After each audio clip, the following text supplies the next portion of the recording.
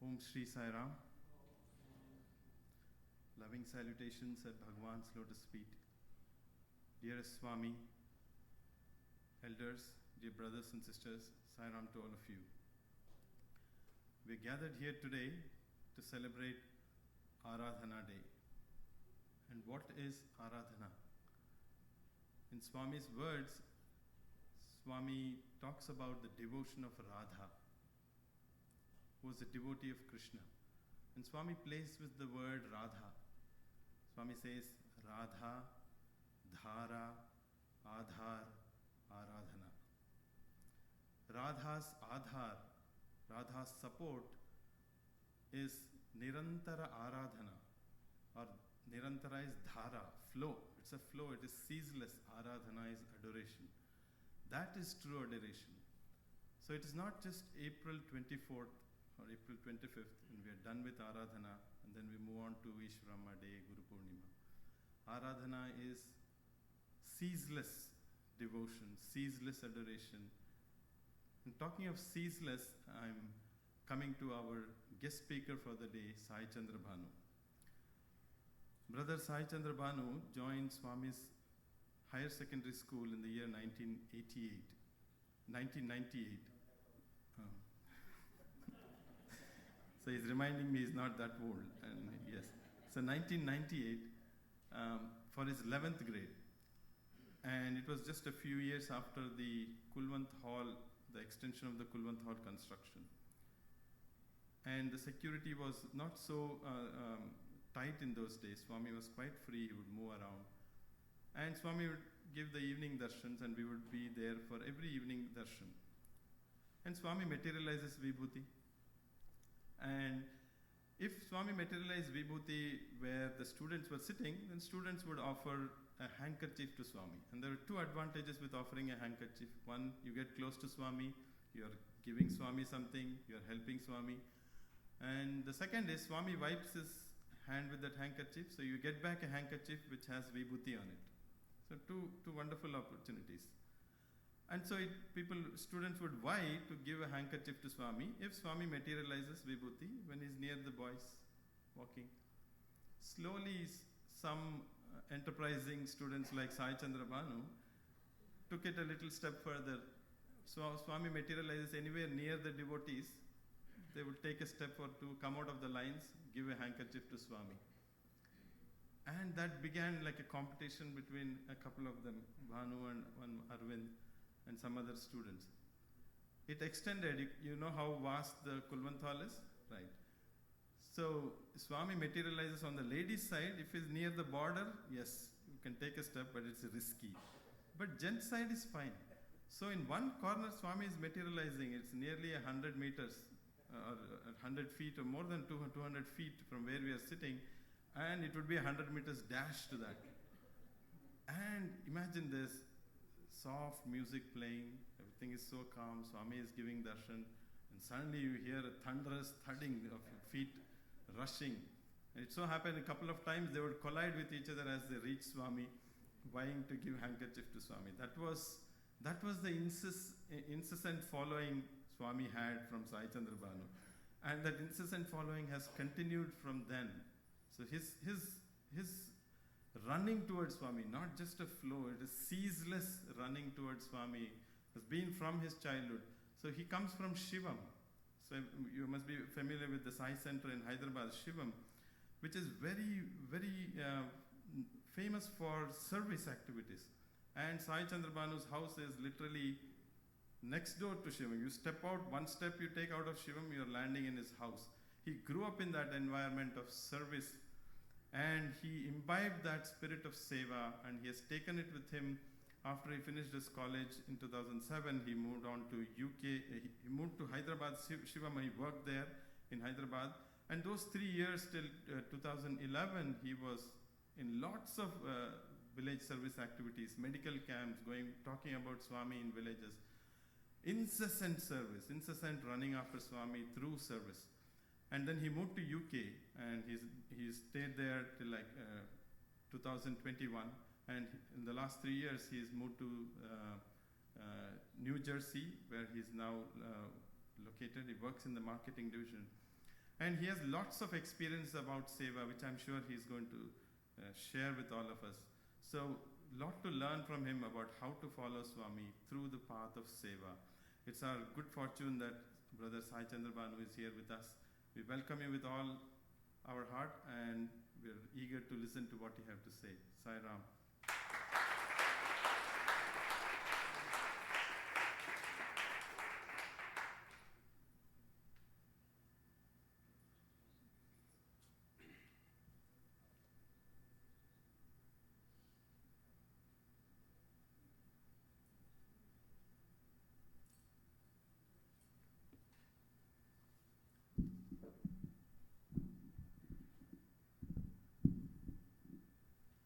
Om Shri Sai Ram.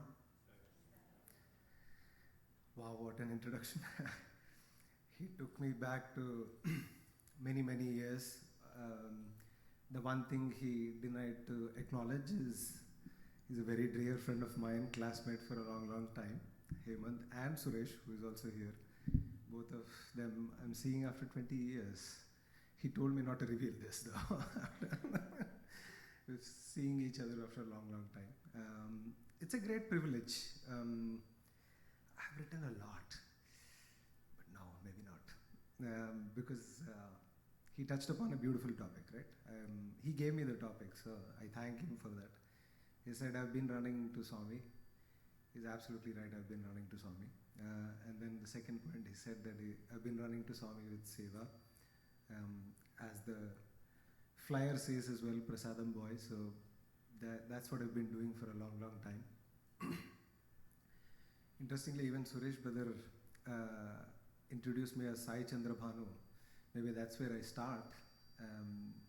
Because a lot of, Suresh was asking me how many speeches have you given so far after you've come in the last 3 years. I said maybe 10 or 11, going around many different places. Suresh brother, everybody introduced me as Chandra Bhanu. Nobody's actually introduced me as Sai Chandra Bhanu yet. So either Bhanu or Chandra Bhanu or the Prasadam boy, you're the first one who's completely spelled my name as Sai Chandra Bhanu, and that's why I'm reminded of that first incident, because that's the first incident or first time when you fall in love with Swami. 11th class, so it ties back to 1998 when I joined as well. And we are very, very eager. When you join as Swami students, you join there and you want to talk to him, touch him, speak to him, so on and so forth, and you want him to ask your name. So 7 or 8 years later, that desire vanished. Don't ask me my name anymore. So we were talking about it last night.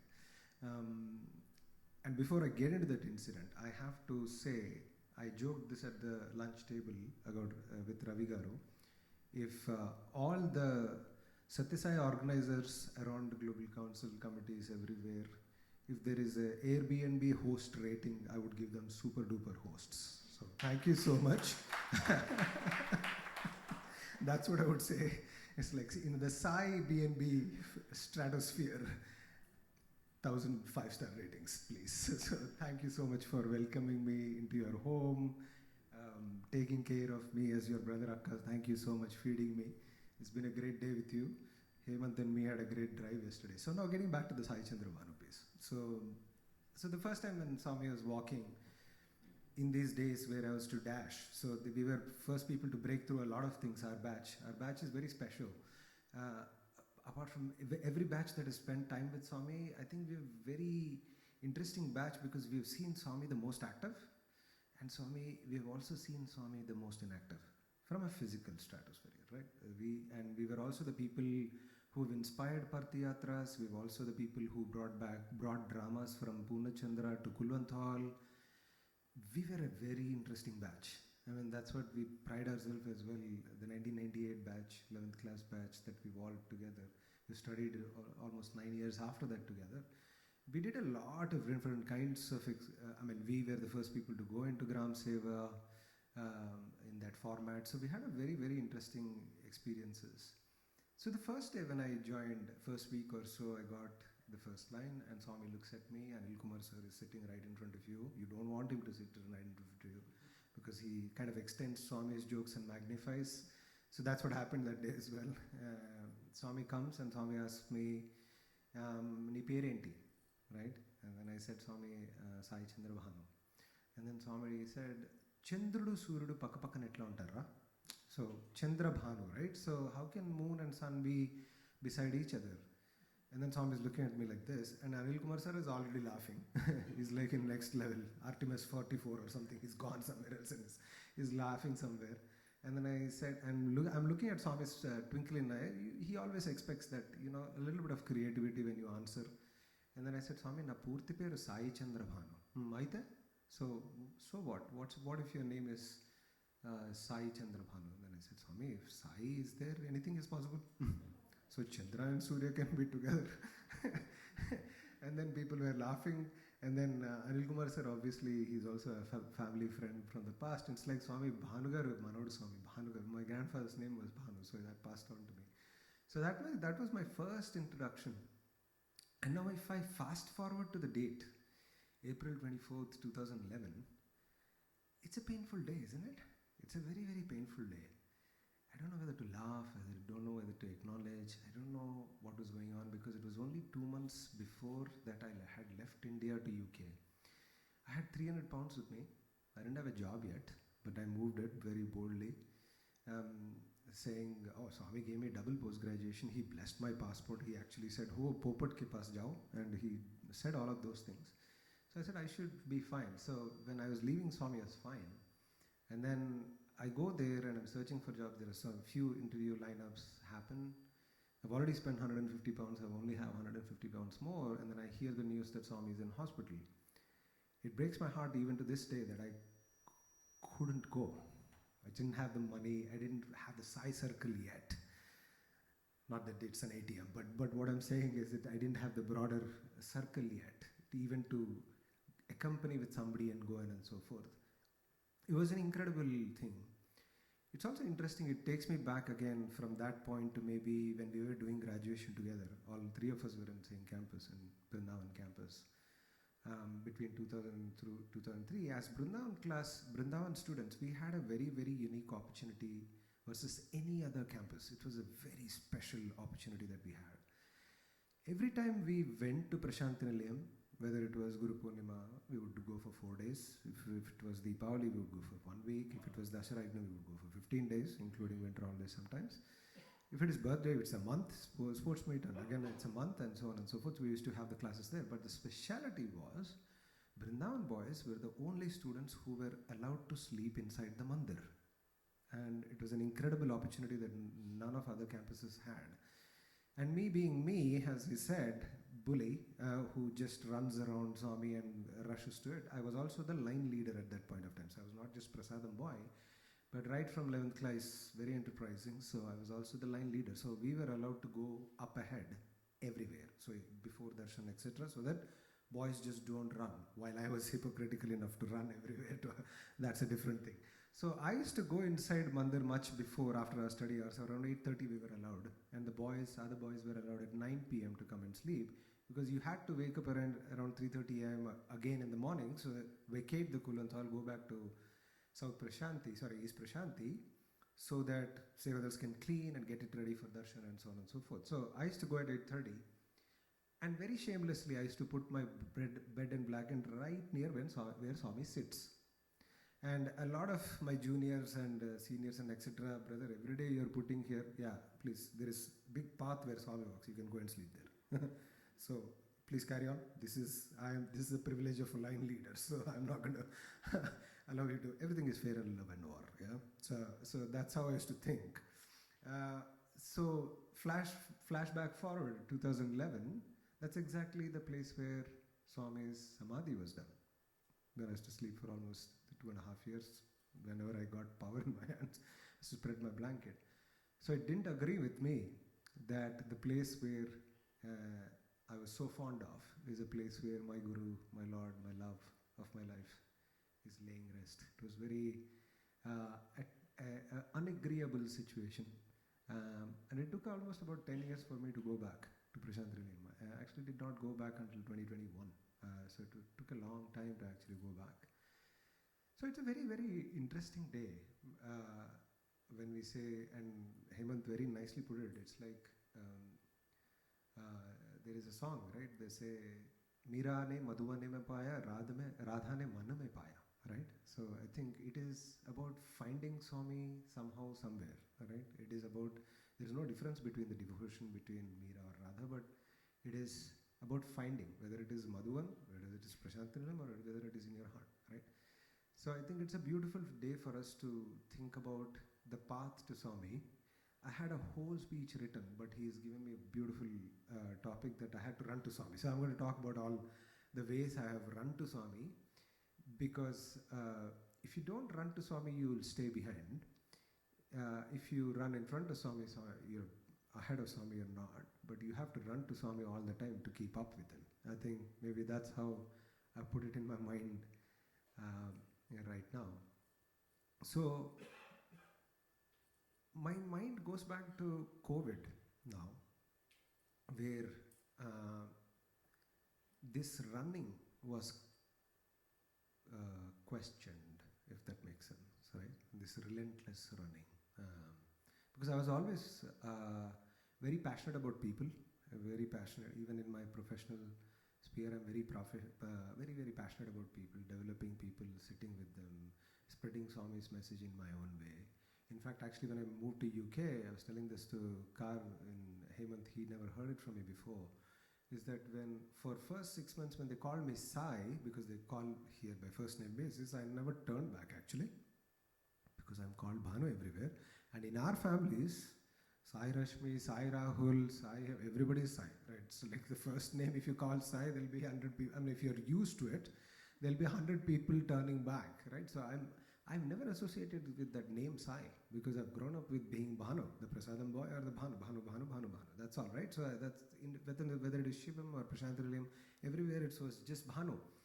So for first 6 months, when people called me Sai, and I would never turn back, so people would used to come to my desk, Sai, oh yes, I'm Sai, right, what's going on, what do you need? So that's how I used to pick it up. But then I was telling Hemant about it. Somehow it developed a trigger in me that I had to be Sai. You know, it became a natural switch. When people called me, I mean, nobody else calls me Sai outside of the office, but when they do call me Sai, the switch, that is the Sai, gets switched on. And then I said, this is nice. And this observation came in a very calm moment in Bhajans somewhere, when somebody even in Bhajans were calling me Sai. And then I said, wow, I'm being called Sai. That is incredible, isn't it? I mean, so that running continued as well. Maybe this is the calling from Swami to, you know, even be the Sai where I have to be. I have to keep running to the Sai. And then I kept on talking about different things. Of course, I was telling Ravi brother last night, the easiest things to, when you are coming to a new atmosphere, new community, new country or anything, the way you would talk about your life and Swami would be, you know, the relentless service that we do, that Hemant was talking about, the free hospital, free education, and etc. That was not of an appeal when I moved to UK. When I was talking about free hospital, somebody said, NHS is free here. Wow, that's powerful. Yes, it is free here, but I have to paint the picture for you as to why medical is free in India. I still don't understand insurance in this country, so pardon me, but yes. Then education was free for me, and they said, yeah, education is free here too. Do you know what I mean? So I think it took a while for me to switch on that internal Sai as to what it was. And Hemant hit it right on the nail, which is seva, right? Doing something for somebody is something that's seldom acknowledged in the countries or in the communities that we exist here, right? And that's the most powerful thing that Swami has taught us, although he's created 4 or 5 different kinds of institutions, which I'll come to later. But seva is the biggest tool or vehicle or sadhana or pathway that Swami has even given, which is probably the easiest thing to run towards him, right? You're doing, and that's the reason why I think Satsai International Global Council and Seva organizations, they never stop doing service. Service never stops. So service is the biggest path. So time from then, when I moved to UK, I did a lot of Seva activities with a lot of UK regions there. But in 2020, when COVID hit, we are all living in our own bubbles, that was questioned by my family, friends, colleagues, because I got a big promotion at that point of time, which nobody expected even within my own colleagues and etc. Which is double jump promotion, because I had this huge personality. They said, you are ready to lead a big team, so here we go ahead. And then they said, are you happy? I said, I don't know, there are 500 people I've done Narayan Seva with, maybe yes, that's fine. So I think it didn't feel like a big deal when I moved into that role. But a lot of my mentors in my friends and some of the family friends, we were all stuck in video calls at that time, right, 2020. So they were like, Sai, you can't be like this anymore, like a kiddish guy running around, jumping around all the time, talking about Seva or whatever. And you are over enthusiastic about people. Now you are at a mid-senior level, you've got to behave like that, right? So you have to have that gravitas, change your spectacles, wear a nice tie and all of that. So that doesn't fit with me. Internally I'm still Bhanu, so I might be Sai, telling a lot of things from Swami, but I'm still that boy that ran 100-meter dash to broke the normal behavior schemes to be with Swami. So a lot of brainwashing was going on 2 or 3 days. Every call would be, no, this is a big promotion, you've got to behave better, and you can't be so spontaneous, you can't do what you every day do, etc., etc. I said, okay, listen, it's fine. But it was getting to me, because none of us were getting out. And UK, I don't know if you know, but UK, the lockdowns were very, very strict. You couldn't get out of the house, you would be fined and stuff like that. Then suddenly I remembered one day that in the flats that we lived, there was a nurse who lived right beside our house, right beside our flat in UK. And then I realized, oh, she must be doing a lot of seva right now. So because I cannot sit idle with 1 week empty. Suresh and Hemant know I have to do service, seva, because I can't breathe otherwise. At least once a week I have to do something big. So, and I'm like, it's been only 2 weeks and my hands are itching. So then I realized, oh, this nurse is right beside our house. Why don't we do something for her? Because she must be saving lives and this is COVID and etc. And then I tell my wife, so why don't we make a lunch for her? And then my wife looks at me and says, so it's like, do you know her? You don't know her. She's not looked at you. We have not spoken. So we don't know each other actually. We don't know that nurse. And then we've taken the lift many times. So I've seen her in scrubs. So I've seen her many times. So I said, yeah, we don't know. How does it matter? We do Narayan Seva. Do we know them? We don't. So like, why don't we just answer? Sarani Ishtam, check. You go, you want to do it, I can't stop you, go ahead. So I cooked a meal for her. I put it in 2 boxes, 1 curry, 1 fried rice or something, and I put a yellow post-it note. Hey, hi, how are you? We don't know you, but we've seen you in the lift many times. You must be saving lives.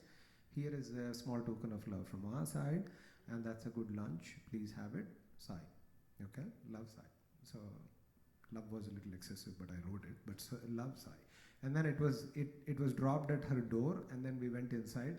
1 day, 2 days, nothing happens. Lakshmi goes and sees the box is not there. And then she comes back and Lakshmi comes and says, and it's like, didn't I tell you? Everybody's busy, man. What is your seva and thing? Why are you doing all of this, right? They're busy in this. Why do you want to disturb everybody? I said, you leave it. At least the box is not there, which means it went inside technically, right? I don't know if she ate or not, but let's wait. So the 3rd day happens and somebody knocks the door. I'm like a child running, like Hemant said, right? So I ran to the door and there was nobody there, but the box was back with a pink post-it note. Okay. And then he said, hey Sai, I'm Nicola. I'm from Italy. I'm a locum nurse. Locum nurse are in UK are very specialist nurses. So they're contract nurse who are rotated around a lot of things. Thank you so much for this beautiful meal. It's a lovely gesture. I'm really touched, blah, blah, blah. And then she says, she doesn't remember us. And then this is where Lakshmi gets activated again as well. And then she sees and says, if you are Indian, I would suggest once in 3 days is fine. because in the yellow post-it note I wrote, I can do this for you every day, right? And then as soon as Lakshmi sees once in 3 days, I told you the curry was too spicy. See, I told you. She's a white lady, kind lady. Why did we could have given it to her every day. And sometimes people don't tell you, right? She was stopping me, but Lakshmi also wanted to serve her every day, actually. But some people are like that, right? You have to draw them into the seva marga. And then she's like, you made it too spicy, so once in 3 days. I told you. And I said, anyway, so we continued that for next 2 months. So April, May, June, every 3 days, we put the box, yellow post-it note, pink post-it note, we discussion and recipes. That's why we don't see each other. So 2 months passes. After 2 months passes, then the curve comes down, the COVID death rate comes down, and the UK government opens it up for 10 feet distance. You can start talking. So that's the new rule system. You could speak. So then Nicola comes that day. She knocks. She's a 10-foot distance, and she looks at me and she starts crying. And then Lakshmi is right behind me. She's pinching me. What did you write? What did you put in that curry? She's pinching her. What did you do? Let's listen to her. No, she's crying. I don't know what she mixed in that. I said, hang on a second. But somebody has to be there like that in your life to stop you. Otherwise I'll run, like Hemant was saying. So she's a better half for a good reason. So I said, Nicola, did we do something wrong? Did something offend you? Or so, no. I've been waiting for this moment for the last 2 months to see you both. And it's a privilege to see you. Trust me, I want to come and hug you, but I can't. I'm myself a medical practitioner, so I'm not going to break that law. And then she starts to narrate. So the first time when I put the box, as I said, she's a locum nurse. So she was working in St. George's in London, near London Bridge actually. And she was a ICU specialist, okay? And her job in ICU was to switch off ventilators, okay? It's a hard thing to do, yeah. And then she tells me, Sai, the first day when you did it, that day I finished a 72-hour shift. And then she says that day it was 72 craziest hours of my life. I'm talking about April 15th, April 18th, that kind of a time period, 2020. It was like 1,000 people every day in UK at that time. And she says, after 72 hours, Sai, I switched off 93 ventilators. Heartbreaking, isn't it? And he says 93 ventilators, and the 93rd ventilator, when I closed it, I looked at the lady. She just looked like mother. I ran out of the ICU. I went to my dean and I said, I can't do this anymore. I need a break. And then dean says, no, I can see the toll. Please take a couple of days break. Please go home. And that is at 1 a.m. in the night. She's driving back from London, and we were in suburbs very close to Heathrow area. It's called Slough. It's Region 3, Slough Sai Center. That's where I used to be, Slough. And she goes to a Tesco, which is the Walmart of UK, a 24-hour extra. I'm talking, this is about mid-April 2020. So we were all doing what we are famous for, not letting anything to be on the shelves. So this was that period of time where we were just loading up everything that we get. She did not even have a frozen pizza. She was very hungry because she's not eaten for last 3 days. So she goes to the frozen aisle, nothing there. There's not even a chocolate bar, not tissue papers, we just forget it. So everybody's taken all of that. So they've taken all of that. She doesn't have anything, and she's a very, very staunch Catholic. So she comes back to the car, sits, holds her cross, and then holds the cross and cries and says, my Lord, I have sinned, because she's turned off the ventilators on force. My Lord, I have sinned, thy be the punishment, right? Yes, I did not get. She drives the car, comes home, parks the car, takes the lift, gets to her door. That's where the box is, lunch box. And she says, Sai, when I saw that box, I fell on my knees. Even now, I feel very emotional when I narrate that. I fell on my knees because you will not believe me, Sai. I opened the box, I fell on my knees, and I ate it right there. Now you would think that, why did I do that? It was more than food for me, Sai, because it was 72 hours of struggling with people. So it was very tough a time. And then she goes back home and she says, Sai, that food, what you gave me courage to go back and do the same thing for next 2 months, knowing that there is some greater purpose from Lord that was helping me do this. Thank you so much for your service. that's why I ran. So Hemant introduced me aptly. If there is one message I can tell you today is never stop running from your favorite things when it comes to Swami, because you have absolutely no clue what it does to others. You have absolutely no clue. Absolutely no clue. This was my reaction for, 4 or 5 days of brainwashing from my friends and family. You can't be like this, you have to be like this, you have to be more professional. Cut the crap, I'm going to be the same. So after that incident, I decided I'm just going to be me, I'm just going to be as authentic as me, I'm just going to continue to run to Swami. And that changed everything. That changed everything. That just validated how incredible this avatar is. How incredible this avatar is. I had no clue, I had no idea who this person is. Just saw her in scrubs, some random little thought that was triggering my brain because I'm very used to doing seva. Just put some random box of lunch and then, wow. It just changed the whole game, right? So it was so incredible. And this is the moment where I actually go back to, I want to connect to another incident. Now I'll go back to when I was a student.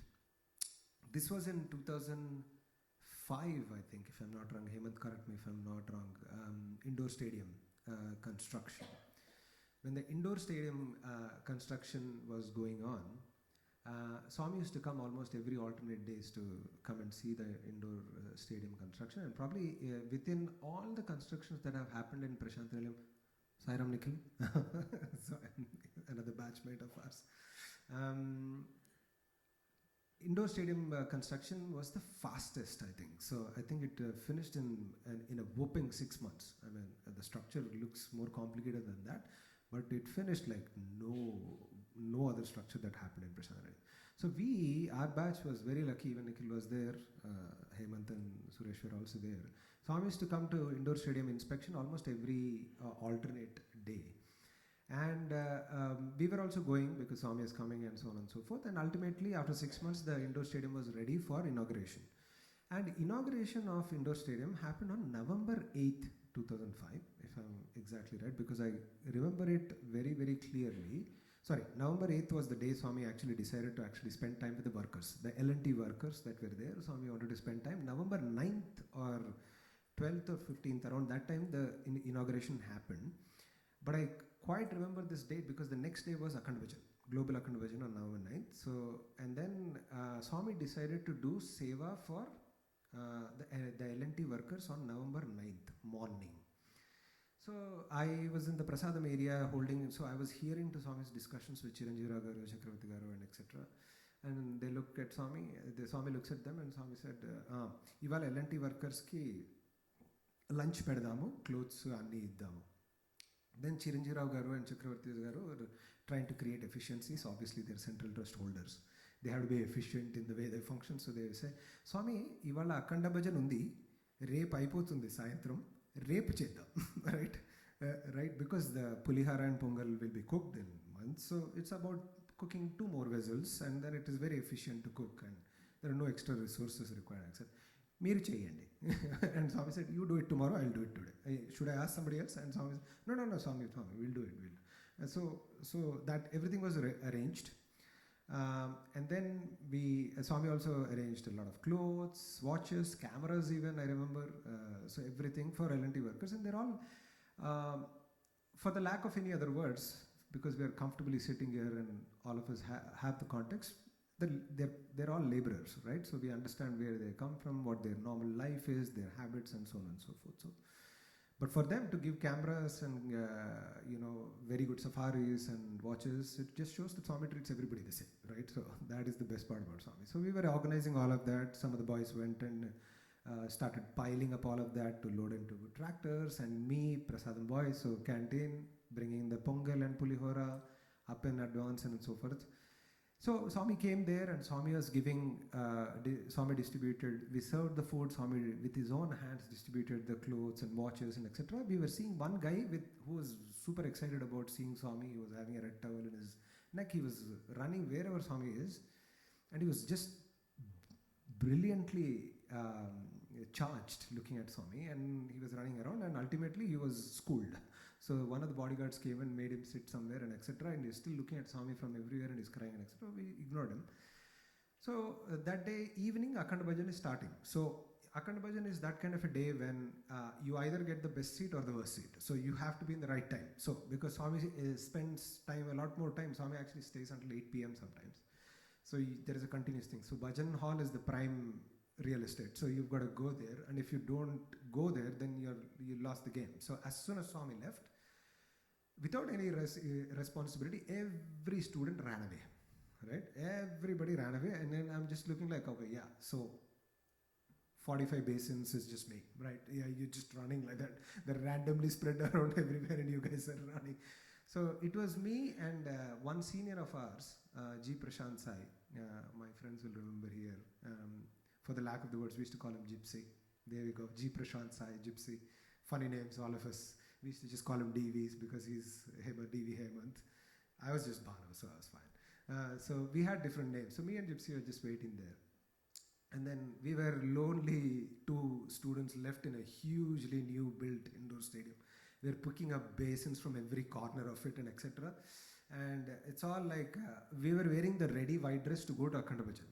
But this is all, Pongal is coming this side, it is coming like this, and you take Pulihora, the oil is coming, tamarind is coming one place.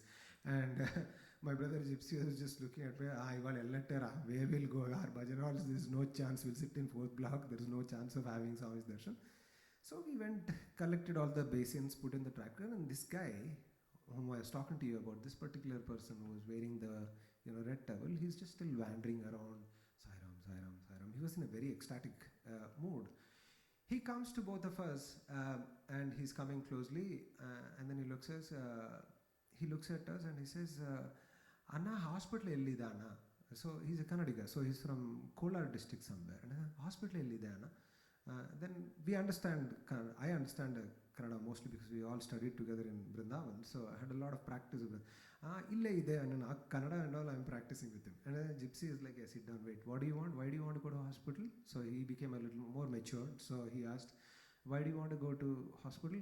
And then he looks at both of us and he says, I want to give my eyes, Anna. What? I mean, what did you say? I was like, and then Prashant is looking at me and I'm looking at him. And then he says, I want to give my eyes, Anna. Why do you want to give your eyes?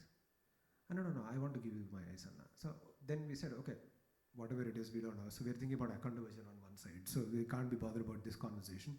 And then we said, see, there is a whole process for this you can. So you have to go to some big hospital in city, you sign up for it, and you pass away, they take your eyes. There is a method to it. No, I want to give my eyes now. And then we're confused. What do you mean? No, they don't do it like that.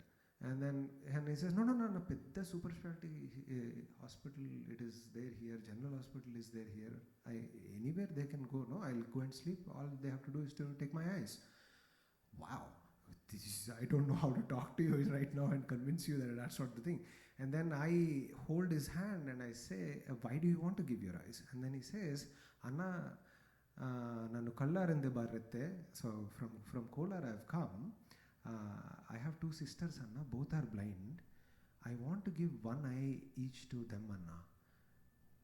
Then we were quite emotional that he said that, and I said, why do you want to do that? And then he suddenly, because he heard me and Prashant speaking in Telugu, he shifts in Telugu, and suddenly he shouts, Nenu Devundi chusanu Anna. I have seen God, brother. That's what he shouts, and it's a moment of pause, the way he shouted at us, and he says, Nenu Devundi chusanu Anna. I have seen God. Do you know how big deal it is? It's like, the way he said it was, I have seen God, and I want my sisters, each of them to have at least one of my eye to see the God. Can you help me help my sisters to see the God? It was a very profound moment, the way he said it, I have seen God. Isn't it that simple sometimes if you think? And from that day it became a mantra from that poor boy whom I thought was a laborer working for L&T, gave me such a profound message, which I carry, and all of us should definitely carry that message, that we have seen God. Nothing else matters anymore. Do you know what I mean? What happens before and after, it's irrelevant, because you've seen God, you've touched Him, you've felt Him, you've read Him, you sing bhajans to Him. It's an incredible truth to acknowledge every moment of your life. And in fact, after that day, I've written that on a small note. Even today when I sleep, it's in below my bed, and I wake up and sleep. Before sleeping, I read it, and before waking up, I read it, just to forget everything else that is happening in life. You've seen Swami. You've seen Bhagavan Sri Satya Sai Baba. You've seen Him, and it's done. That's what avatar means, right? So sometimes you have to understand that on this day specifically, yes, physically He is not there. But is He? We don't know. But if you really connect to this boy who has just seen Him for like 7 minutes, and he was ready to give up his eyes, and he loudly says, I have seen God. It's an incredible truth that you cannot miss. So on this day, it is very important to note two things. One thing that we've just, Hemant has helped us to internalize. We have to keep running at the most favorite thing that you have with Swami, the connection. You never give up on it. There are two things Swami always says when it comes to a practice, whether it is bhajan, whether it is Vedam, whether it is study circles, whether it is sadhana, whether it is seva. Swami says it's commitment and consistency. Commitment and consistency to one thing you do well. One thing. Swami, that's all Swami says. He says it's because it's very interesting because when Swami says this organization is a body, he doesn't lie, right? So he's very practical about it. And Swami says, when you walk in a garden and there is a thorn in your leg, does the hand ask your head to remove the thorn? Hey, should I remove? No, it automatically actually takes the thorn out. It doesn't even actually, it's a reflex reaction. And that's how this room with this center or any other Sai center has to function. If Hemant is good at Vedam, he has to do Vedam. If Rashmi is good at bhajan, she just has to do bhajan.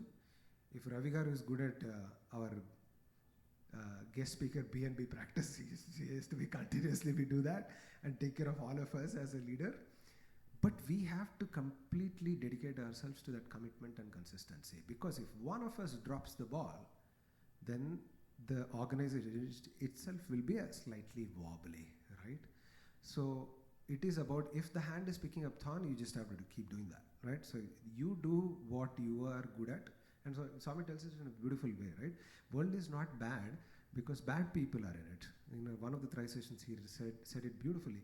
He said, world is not bad because bad people are in it. It is because good people are not good enough. It's a nice way to look at it, right? It's because good people are not good enough. And that's how Swami goes on to say, good people can be good enough if you can imbibe commitment and consistency. And Swami doesn't say, Swami has a lot of teachings. Swami says, Okkati teeskondra, Okkati teeskondi. And I still remember, this was in one of our tri sessions where summer holidays in Vrindavan were to be amazing, because some of us used to stay back. And we never go back. We stayed even in summer holidays just to be closer to Swami, because we used to get the tri sessions.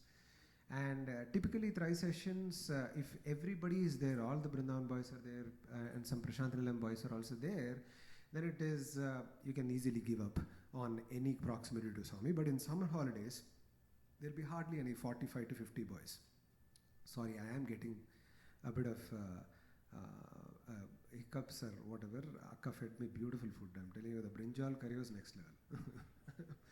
But so in Tri Vrindavan, with 40 of us, we were just much closer. So one of those sessions, Swami actually asked, I didn't mean to.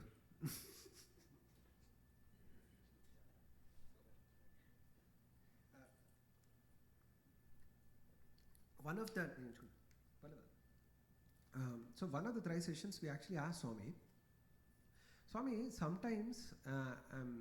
sometimes we pray to you, we are so much in front of this thing or whatever, we pray to you, we feel like, Swami, you don't respond to us. And then as soon as we said that, Swami started laughing like Hiranyakashipu. I've never actually heard him laugh like that. It's like I was getting very scared. Why is he running like laughing like that? It's like, and then and you have to see in Narsimurthy sir's face when the boy who asked this question, why did you ask it? Just like, you are going to get some when you go to hostel. It's like, we are looking at it. Sir, sorry, sir. By mistake we asked. And then Swami is continuously laughing and he's not stopping. After almost about 2 minutes of laughter, he stops and he says, he looks at all of us and he says, even ants walking, ants walking. I hope my accent is not too bad. I don't know which accent it is anymore after living in India, UK and US. Even ants walking is like thunder in my ears. Forget your prayers, they don't let me sleep. Even ants walking is like thunder in my ears. Forget your prayers, they don't let me sleep. And Swami gets into a very passionate tone in Telugu and says, "Me pillaliki sigguledra." And it's like, you boys, those shameless fellows. You come to Swami's photograph, you come to Swami's darshan, you'll pray for something to Swami very, very beautifully. Your bhajan skills are next level when you pray for things and etc. and so on and so forth. And Swami goes very raw, so pardon my French in Telugu, but Swami says, "Muddi diptaru, malli dani gurinchi alochistaru. Siggule edra meeku?" And it's like, you turn your back against the photo and you think about the same problem that you have prayed to Swami for. Then what will I do? Nene em chestanu, right? Swami has given us human beings the power of will. So the discrimination, determination, the will and power is in your hand. Now if you submit it to Swami only, Swami can do something about it. But if you come and pray and do some fake prayers, turn your back, think about the same thing, how can Swami help you? So if you need a bridge to Swami, you need the bridge of commitment, consistency and faith, where you run like crazy. Even if other people think you're running 100 meters, doesn't matter, you just run. You just do one thing in a committed fashion and consistent fashion, no matter what other people are thinking about it. But if you don't leave things to Swami and surrender to Swami, how is Swami going to help you? Right? You have seen God. I'm dialing up a lot of different things that we are talking today. You have seen God. And if you're committed and consistent and keep running at it and leave things to Swami, our fourth segment, then he's going to be more closer than ever before, right? You keep pursuing. And I'll tell you a recent incident that has happened. So I'm from New Jersey, as introduction was given. So I'm part of Brother Sai Center in New Jersey. But interestingly enough, that's the place of sadhana that I go. And I'm also involved in a lot of seva activities with Edison Sai Center as well as Jersey City Sai Center. They all have very different characters. It's beautiful actually. Bridgewater Sai Center will feel like Kulwanthal. It's like the vibe is like that. Everybody is like that. Sai Ram, Sai Ram, Sai Ram, Sai Ram. Devotional coordinator, just like Suresh Garu, there is another Sadhana Chechi. And she's like, "Kanna, where are you, Kanna? Come fast. It's 2 p.m. Where are you?" It's like very, very committed people. It's like study circle, where are you going to come fast? So that beautiful vibe of Kulwanthali. So is coming, where are you? So it is that kind of thing. Edison is like, it's a complete seva focused center. It's like unbelievable amount of service. So every third Sunday they do grocery service for 250 families.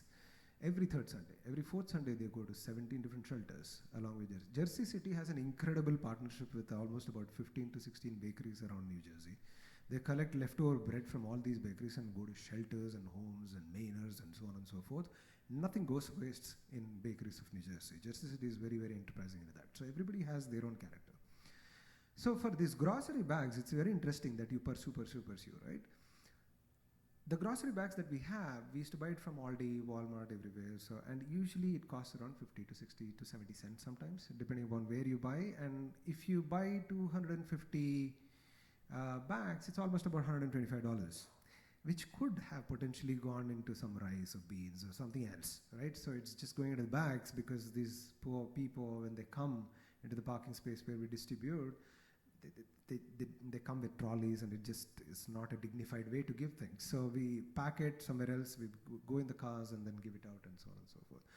So when I went to Parthi, and we were trying to organize some bags pick up from India, because it's much cheaper. You could probably get away by getting 10 rupees, 15 rupees bags, which is probably about 18 cents maybe, right? So, and it's much cheaper, but lo and behold, last 2 years, the only thing we have been talking about is tariffs. So basically, anything that comes from India, even a bag, continued to cost around 60 cents anyway. So there was no point of getting things from India, China, or anywhere. So we as a core group, we were trying to figure out how do we unlock this, and so on and so forth. So one of my team member heard this conversation, and colleague, and she said, Sai, I see you post about these things as well in Instagram. I've seen you. This is an interesting thought. Where do you get those bags?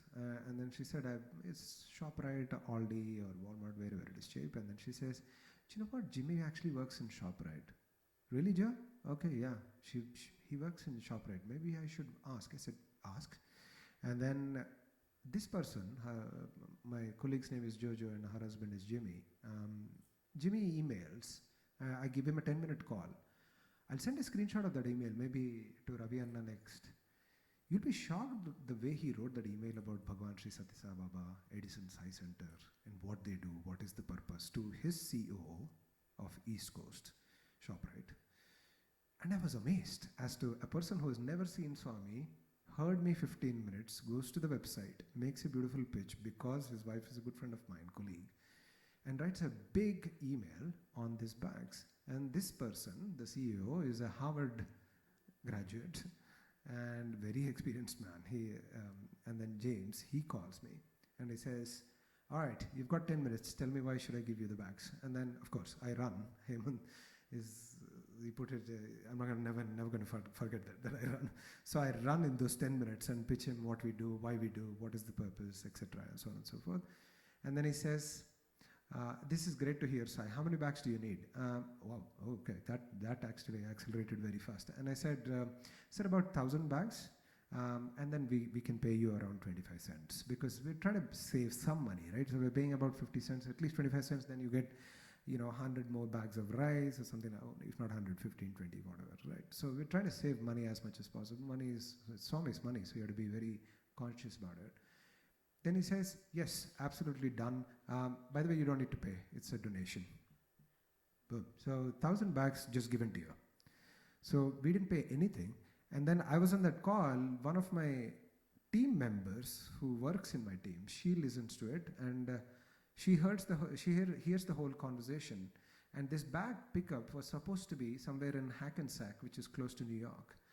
And then I was trying to call again during the team meeting. They were all sitting there, and then I was trying to call somebody from Edison and etc. And then Angela comes to me and says, Angela, hey, Sai, I just heard you something mentioning Hackensack. What do you need in Hackensack? I said, there is a ShopRite in Hackensack, and I need to pick 1,000 bags and coordinating that. Oh, no, don't worry. My house is right next to it. I'll get it. Done. Everything, right? You take one step to Swami takes 1,100 steps to you. So it took 15 minutes of conversations, one Instagram post, and one inappropriate conversation in a business meeting to somebody else, talking about seva, not stopping a business meeting. The 1,000 bags actually come to my doorstep just like that. And time since then, it's been 1.5 years, we have never bought a bags. ShopRite continues to give us bags. That is Swami for you, right? Anoraniyan Mahato Mahiyan, right? Swami can do the biggest of biggest things and the smallest of smallest things, right? He connects the beautiful, beautiful thing. So the point here is to make that connection, and again and again and again, go to those corners of earth where you will continue to be committed and consistent with that service aspect. It again reminds me of another aspect. You might run and run and run, but sometimes it might get mechanical and you might miss details, right? It happens to all of us, right? We are trying to be committed, we are trying to be consistent, but somewhere at some point of time, suddenly it becomes mechanical, right? Somehow, I'll narrate 2 incidents how that mechanical thing will be broken by Swami ultimately. So this again goes back to year 2000 when Gram Seva started. When Gram Seva started, it was a beautiful, beautiful thing in Prashantalayam. Almost around 30 trucks used to go in 30 different directions, covering almost 300 villages in a day, right? And we used to take pulihora, laddu, clothes, and so on and so forth. But I was part of the communications team, right? So the communications team was still based in Puttaparthi. All we had to do was to make sure that all the trucks had walkie-talkies, because Swami definitely need where boys are. So first very important priority for Swami is boys are secured, boys are doing good seva, they're not hurt, they're not breaking their backs, and there is a good supply of this thing. Swami said, so the AP police, Andhra Pradesh police, gave their walkie-talkie systems to us to put it inside the trucks. So we were part of that group where we would sit still in the north block, and it was supposed to be a very, very posh undertaking because all the boys were going, but we had walkie-talkies. And you're in first year graduation, and if you had walkie-talkie stuck onto a white dress, you're the deal. So the rest of the boys and juniors are like, oh brother, you've got one nice walkie-talkie. Please, Sairam. so it was all silly days, but now we look back and laugh at it. So, but the interesting thing in the first 2 years was when it was getting started, the home base had a very interesting opportunity because Satyajit used to come every 1 hour to our place where we had all the statistics. So basically, truck 1, there are 1,000 bags, 1,000 packets left, 500 deficit, the truck 2 needs to give there. So this is the kind of database we had, manual database, writing down. Truck 1, where are you? Truck 2, where are you? Sairam over, and etc., etc. So Satya used to come every 1 hour to check, say where is what is happening, what is the update for Swami, and etc. So we used to write him, Swami, Kulakuntula Palli, it is happening this is over, boys are coming back. So Swami is that involved, right? So every 1 hour there is to chit. So at least we felt, okay, we are passing on something to Swami, which is very interesting. But the downside of it was, the boys came back at 5 p.m. and we used to pray for first 5 or 6 days, saying nothing should be left over, because that's the dreadful situation. When if all the trucks come back, the practice at that point of time was to collect everything that was left over and put it in another truck. Who does the service? The boys who were staying back. So you miss the darshan, you miss the bhajans, nothing doing. So, and the justification was, what you are doing whole day? You're just doing click, click, click, go do seva, like 5 p.m. so until then you show off the nice walkie-talkie, Sairam, please get into the truck and etc. But 5 p.m. the reality strikes, where everybody else gets darshan, we are going. So we used to be very, very disappointed. Again, who are left over? Me and Gypsy. We are the only boys, because even there the rest of the boys were escaping. Because, brother, please, Sairam, brother, I have to give one letter to Swami, brother. My Attaya is not doing well. Oh, very good lies. Go. You don't want to be here, don't be here. You just want to be Swami, you don't lie here. No. Anyway, so but we were the only boys who used to go back. So me and Prashant one day took a truck full of food, but interestingly enough, we had very good strategy as well. We used to go to railway station, because that's the year railway station was getting constructed. So it was not in function, it was still getting constructed. And that's like a nice little lottery. You go there, 100 people, fat, give 2 packets, finish, come back. So it's very mechanical. It's like we know, and Prashant and me used to divide the thing as well. Array, you distribute this, 2 per you, give 3 also, finish, go 5:30, Aarti, you should be there. At least you see Swami in the last blink. So we used to divide, and me and Prashant used to go. And even to the finest details, we used to tell the driver, Anna, reverse poi vettese Anna. So no, don't even let them come take a trip here. Just take it directly there, give and run. So one day we went like that. We were distributing. On that day we also had some clothes in the truck. So we were protecting them, because the clothes were not given out. It was only given in home. So we were giving it. There was a tree right beside the construction site, and there was a beggar sitting there near the tree. Everybody is coming, all the L&T workers are coming, hundreds of them going, taking 2 packets, laddus and etc. This guy is not moving from there. And then I'm looking at Prashant, and I'm looking and saying, that guy is not coming. I said, why are you worried? Just finish this, we've got to go. Mechanical nature, So you're going to fish, run back, mechanical nature. And then we say, after again another 5 to 10 minutes happen, and then we look at him, he's still there. He's sitting kaal med kaal eskoni kuchunnadu. So basically, how do I tell it in English? So he's sitting in a very restful position, like a VIP. He was putting legs on his knees, and he was very relaxed, and he's sitting on one corner. He's just looking at us. It's like, yeah, this is curious for me. It's like, he's not coming. So everybody's finished. He's still not come. The entire line is over, and we had 3 packets of pulihora left, 2 laddus. So I said, at least this guy is getting one more extra. And then I said, Prashant, I'm going to go and give him, because he's not moving from there. I mean, it irritates me that Swami's Prasad haven't come and is not coming there. I said, Are ni karmara po, you come fast, because we have to go back to darshan. So mechanical. So we go there. I get down and I go there. Anna, I want to give you prasadam. So Anna prasadam తీసుకుంటారా? So prasadam I want to give you. And then he looks at me and said, నువ్వు ఇస్తే తీసుకుంటా. He says, if you give me, I'm giving you. Take it. And then he says, ఖచ్చితంగా కదా? You're sure you're giving me? Yeah, I wanted to give. Because you're sitting from there, I'm getting curious. Obviously, he has raggedy clothes and so on and so forth. I can see a small little bowl as well. He's a beggar, for sure. So I asked him, why did you not come and ask? Why did you wait for me to give? And then he says, Babu, నేను 60 సంవత్సరాల నుంచి అడుక్కుంటున్నాను. So I'm begging for last 60 years. And I've been doing this in Kottacheru, Bukkapatnam, Dharmavaram, all these areas.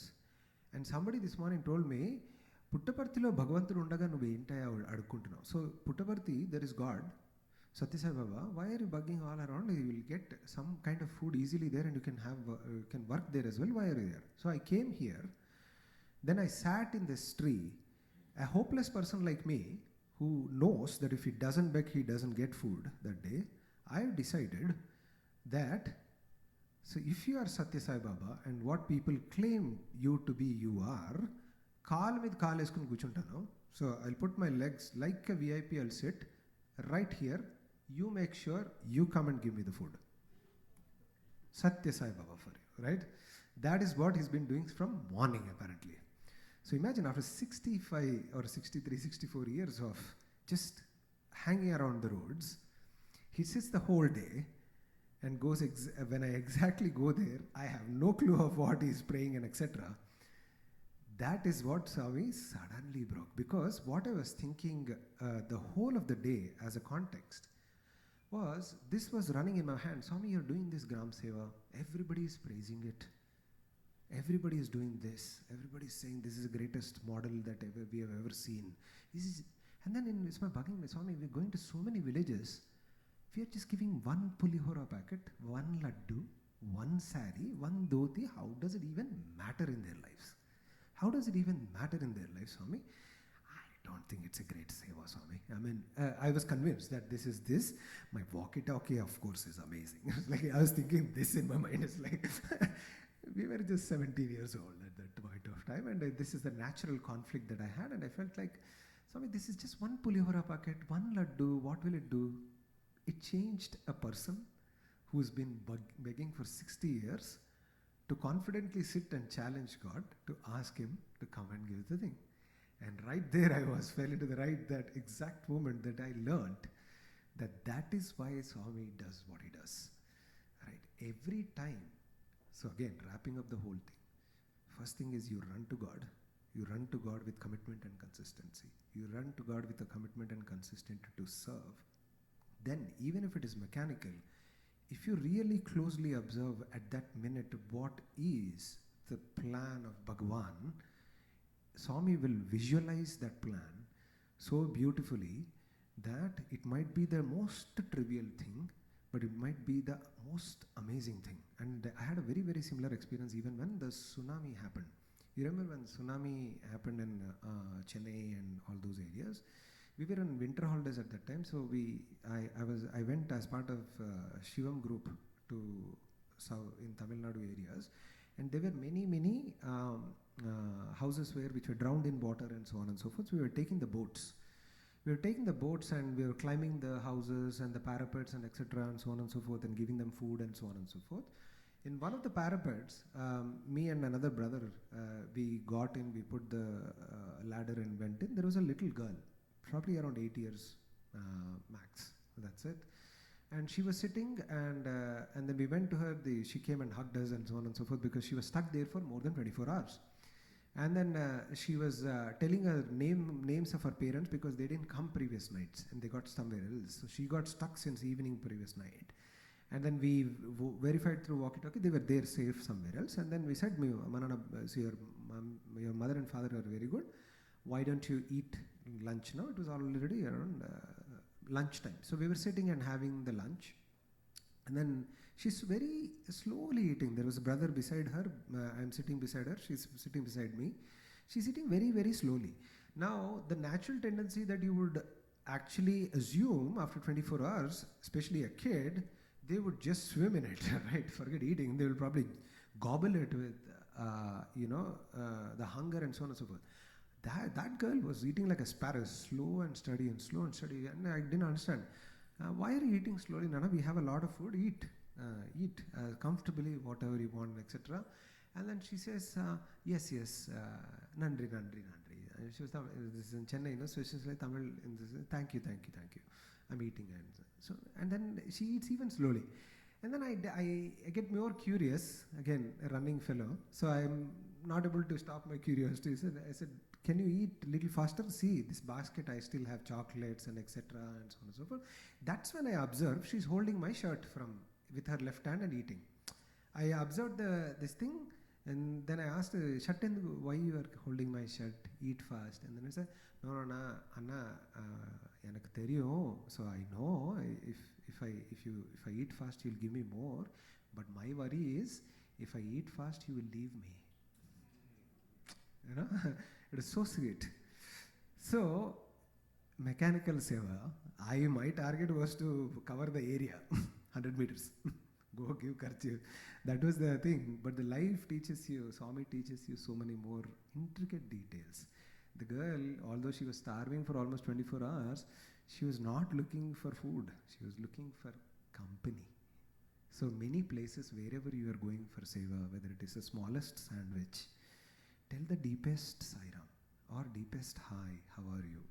Completely with your heart, completely with your presence, bring the Swami in you, because Swami, you might think, is nowhere, but Swami is now here. The way you can make it now here is only through you. You can visualize Swami is right in you, Swami is completely in you. The only way you can bring Swami is through you. You run, you have commitment and consistency, you go it completely, you will hit mechanical, that's fine, but keep doing it. But whenever it is mechanical and when it's time, Swami will give you that pause, or he'll break the wall open, take you to the next, and so on and so forth. So it is unbelievable things. And do I have time, sir, or am I going on? 4:15. Okay, thank you. So even when it's like a banana peel now. So I'm going step further and so on and so forth. So you'll hit the mechanical layer, but even if you hit the mechanical layer, it's fine. So just accept that we are human. Accept that we are human. So you can take all those acceptance, but keep doing that. Be in that cycle without stopping at all. Because if you stop, then the Swami used to say, agar bola to magar machayega. Swami used to say, if you say agar, if you say but, Swami will cut. So he used to say both the translations. Agar bola to magar machayega. So if you don't say but, just go on and say yes to Swami. So, and when you do all of these things, there are minute details. Do not miss the details. And this is something, if you go to Ravi Garu's house, you will see. This morning, one of my friends who was sitting in the first row of Mandar, he came to pick up. We were sitting and were doing a dosa routine. Akka was feeding us dosas, and we were chatting and so on and so forth. While going, Ravi brother pulls me back and says, "Nana, itlara, come inside. And then he makes Rahul goes up and says, bring one cent. I said, why cent? Your friend is picking up. It won't be nice. You're sitting here, dosas and all, you'll smell like that. So take this and go. It's the sweetest thing, no? It's like he doesn't need to do it. But it matters. The smallest details always matter. And it reminds me of a beautiful incident that happened with Swami, because Swami teaches these things. the minutest details when you serve are very, very important, because it's not complete if you don't look at the details. So in 2003, the Indian elections were going on. 2003 and end of 2003, 2004 on Guddara. Vajpayee came. You remember, right? Vajpayee was coming. Prime Minister Vajpayee was coming to Brindavan. We were all in Brindavan. We were finishing our graduation. Suresh, me, Hemant, all of us. And then we were very excited, and Swami created a task force of some of the boys in summer who stayed back. And those task force for 2 weeks before were having a crash course, probably Marriott levels, right? Maybe 7-star Marriott levels training from Swami. Every day we will sit, see Vajpayee will walk here, you have to take care of this, you have to take care of that. So full complete crash course. So there was a guest house allotted for Vajpayee. And then Swami was saying, you have to do this, you have to do that, you have to be very careful, don't ask for photographs, don't ask for autographs. So all of these things, Swami was training properly to all of us. Swami gave us 2 safaris. There were 4 or 5 tailors who came from Whitefield, and they were like stitching in like Guinness record time, taking all our this thing, because we need to be in safaris. And then Swami gave us watches, cameras, everything. And then while giving cameras, he said, "Idi guest house lo kadu, idi me intlo. So don't take pictures again in Vajpayee's house." So we were all ready and etc. So the day before Vajpayee was coming, Swami gave us the final try session with these. It was a 15 boys task force. I was also be fortunate to be in it. And then we were doing a recce of the guest house along with Swami. Swami is paying personal attention to all those places. So usually, and then Swami called me, Prasadam boy, and said, Swami, akkada ikkada pettali, vibhuti ikkada pettali, and Swami was taking care of all those things. And then we go back to Trai Vrindavan. We sit in Trai Vrindavan, we have a very good session with Swami, and you know the nice little round circle where we go inside, and then Swami takes the lift to the balcony. And if you've seen in the video some of the Trai Vrindavan balcony, then you have ChatGPT now, so it can take you to the right moment also. So he'll go there and talk as well. So he's giving us, so 2 weeks of crash course is done. So Swami is talking very beautiful to us, very do well when Vajpayee says, make Swami's name, you should make sure you put Swami's name on the top, right? So this is what Swami is saying. It's a very big deal when Swami says that. And then he says, Bangar, Chala Santosham, and then he goes inside, okay? And then I said, okay, the crash course is done, certificate is done, tomorrow is the game time. And then we walk, and then Swami comes back in balcony again. Hey, Pillalu. I said, hey, boys. And then we turn back again. What is it? Maybe Swami is giving some watch, another watch this time. So greedy fellows. We are only thinking on the materialistic side of what Swami is going to give. And then we turn back, and then Swami looks at so all of us, and you know what the question Swami asks? Like after 2 weeks, and incredible amount of detailing, Swami looks at us and asks, Adagada Machipayano, I forgot to ask, Vajpayee bathroom lo air freshener kottara? Did you spray air freshener in Vajpayee's bathroom? Lord of the universe, our spiritual guru asks about a human's bathroom spray. Can you believe it? Take a moment to think how profound that message and action of Swami is in terms of detailing and example and model that Swami creates for all of us to follow. Atiti Debo Bhava, right? This is one of the biggest messages of our Indian culture, right? Sanatana Dharma, Matrudevo Bhava, Gurudevo Bhava, Acharya Devo Bhava, Atiti Bhava.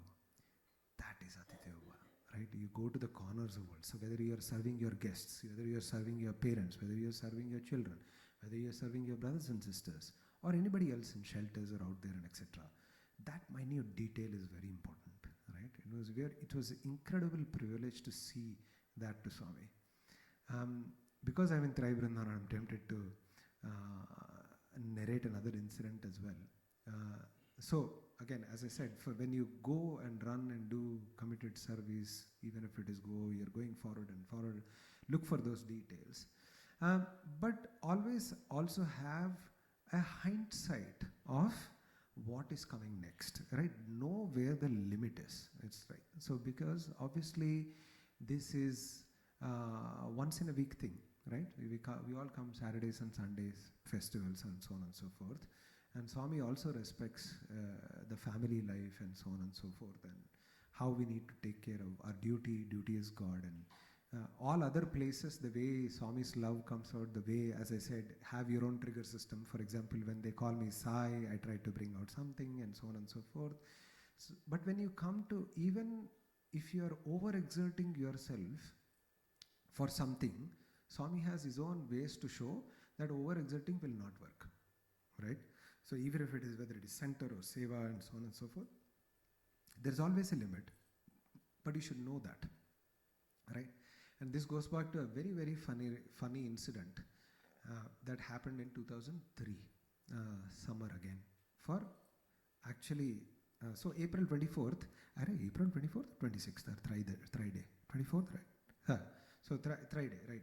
So April 24th also happens to be the Friday, so Thrai Vrindavan Day. So it's a Thrai Vrindavan anniversary day. And every Thrai Vrindavan anniversary day is like a dream for all the Vrindavan boys. Especially we used to be so excited to have Swami in Thrai and celebrate and decorate. And 2003 was very, very special because we were the passing out batch then, right? So we were passing out, we were going to post-graduation and so on and so forth.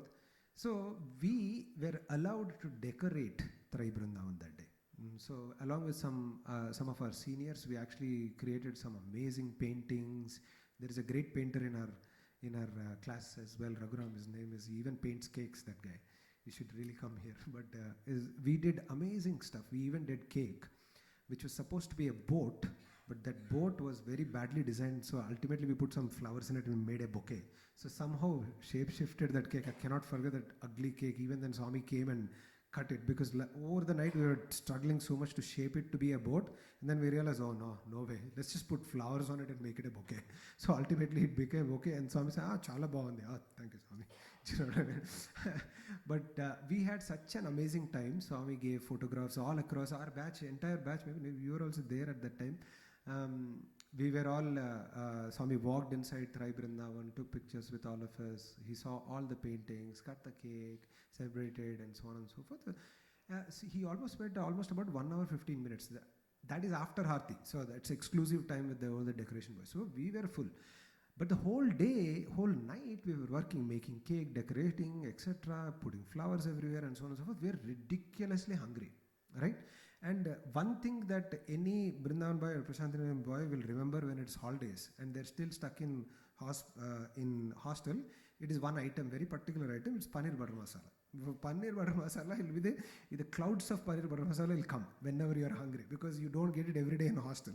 So when holidays come, my God, this is the paneer time, how do I go out and eat it?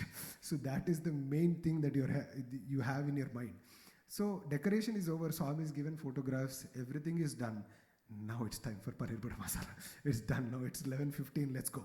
So me, there is another boy called Satyalars, Naresh, and a few other people. Girish, actually, if you know, he's from Greensboro. That boy, Jandela Girish, he's our classmate as well. All of us, we went out. There is a beautiful restaurant right across Kadugodi, right across Vrindavan, and it's summer holidays, we are allowed to go out. So we went there, and 3 bowls of paneer butter masala comes. We ate like crazy, like you say, people left in desert for 100 years or something like that. We went and ate paneer butter masala that day. We ate, and we were burping even, just like I'm doing this is last 1 hour, but we were burping, we were coming back, and we saw from faintest somebody's running. Setu was running that day. They're running, they're towards us. Why are they running? They're pissed off, or what is happening? And they're running. Bhara, where are you? Satya, where are you? Satya, Lars, where are you? We were searching for you, bakery boys, and etc. What happened? Swami called us inside. Huh? What? We just had a great session with Swami. No, what's happening? No, wait, white dress and come faster. So we went inside the hostel.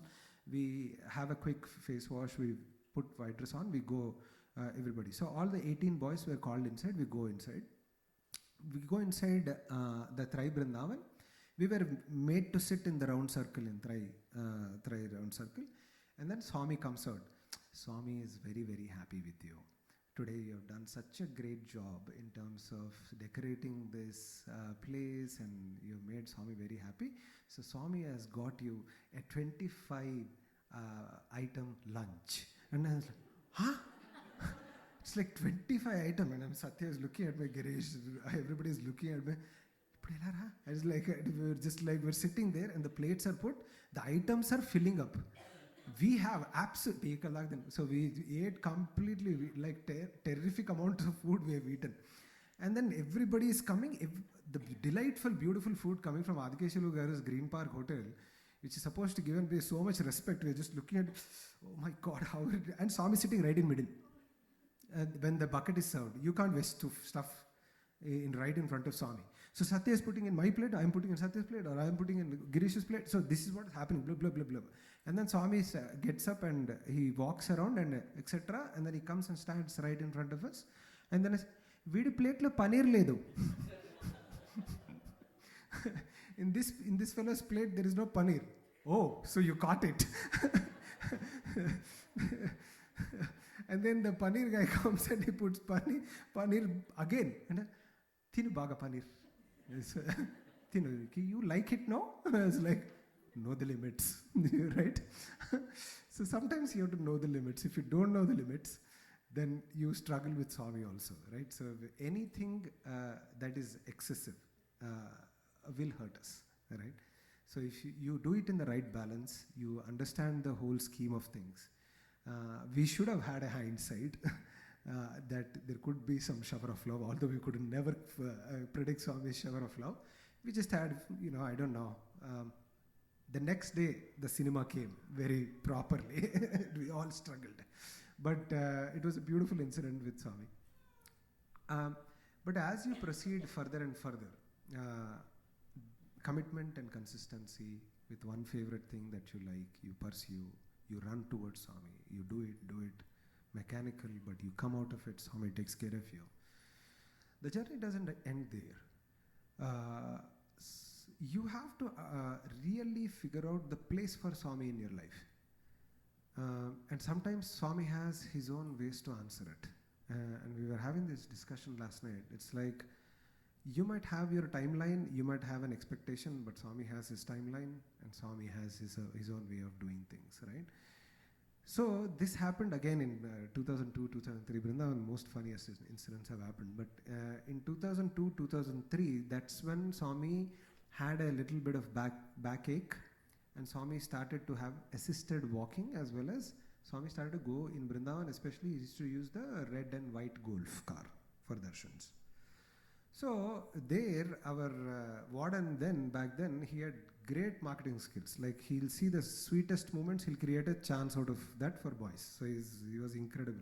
So because Swami is going in this white Golf cart, somebody had to put the stool for Swami to get down. So that's a chance for boys.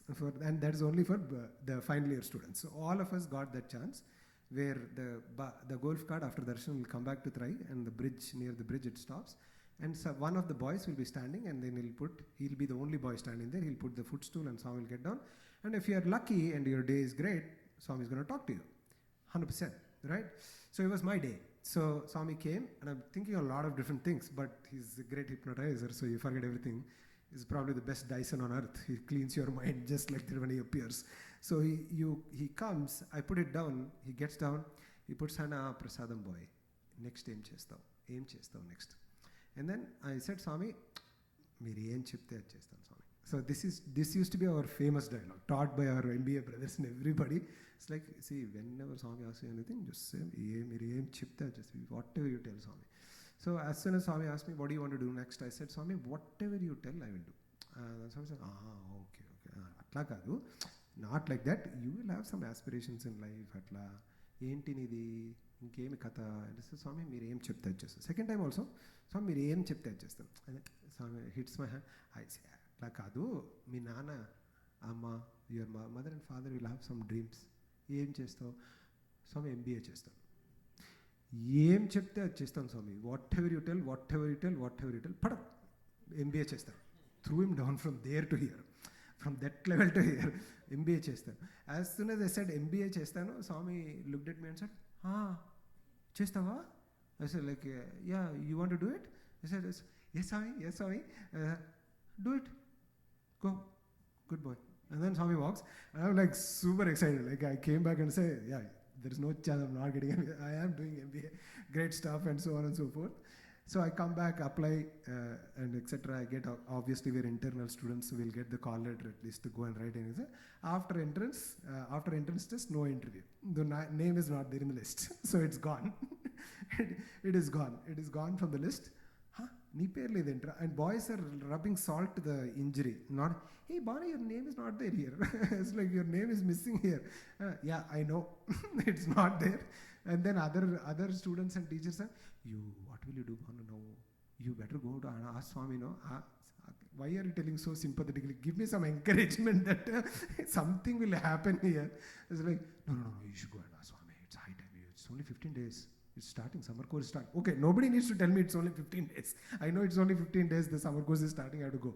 So I go back, and then May 6th, Isharama day, I'm doing the thing I'm doing, I'm not able to get access to Swami. I'm arranging the basins for prasadam behind Krishna's statue. So that's where we used to store all the prasadams in Vrindavan. And so after Aarti, Swami comes, and then Swami said, MBA vachinda? Swami looks at me, MBA vachinda? Swami, rale. Ayyo, paapama. Ippudu em chestavu? So what will you do? Then I said, మీరు ఏం చెప్తే చేస్తాను స్వామి. స్వామి what you say said, very good boy, MA చెయ్యి, కొత్తగా pandit is there, pandit will give you. Vishwanath Pandit sir అప్పుడే start చేశారు. Our Professor Vishnath Pandit, he used to be the Delhi School of Economics Dean, so that's who he moved. He's a very learned man. He used to be part of Vijay Kelkar's Finance Commission. He used to write the budgets. Very learned man. We did our MPhils as well.